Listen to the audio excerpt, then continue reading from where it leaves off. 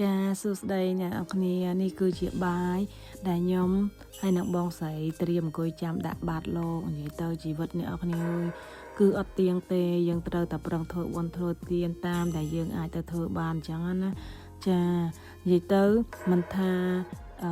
ឆ្លៀតបានប៉ុណ្ណាមានរបស់ម្ហូបអាហារប៉ុណ្ណាទេគឺតែងតែដាក់ឲ្យតែឃើញលោកអីបិណ្ឌបាតគឺប្រឹងដាក់ហើយថ្ងៃនេះគឺពីអ្នកបងប្អូនក្រកតាំងពីម៉ោង5ដើម្បីត្រៀមដាក់ចឹងណាព្រោះអីឃើញលោកគាត់ដើររាល់ព្រឹកហើយយើងអត់ដឹងដោយសារតែយើងទៅមកលេងស្រុកខ្មែរដល់ពេលឃើញហើយក៏ចាប់ផ្ដើមដាក់បាតចាហើយនេះកំពុងអង្គុយចាំអត់មានអីធ្វើគឺថាទាញទូរស័ព្ទមកថតពេលដែលកំពុងអង្គុយចាំលោកចឹងណាព្រោះលោកថ្ងៃនេះគាត់ទ្រង់និមន្តមកយឺតប្រហែលជាកន្លះម៉ោងព្រោះហត់ដងឃើញមកម៉ោង8កន្លះថ្ងៃនេះ9កន្លះតែអត់អីទេអ្នកគ្នាអើយព្រោះដោយសារតែចិត្តយើងជ្រះថ្លាទោះបីជាចាំយូរប៉ុណ្ណាគូសប្បាយនឹងរងចាំលោកចាអូខេអរគុណច្រើនកុំភ្លេចជួយ like ជួយ share និងតាមដាន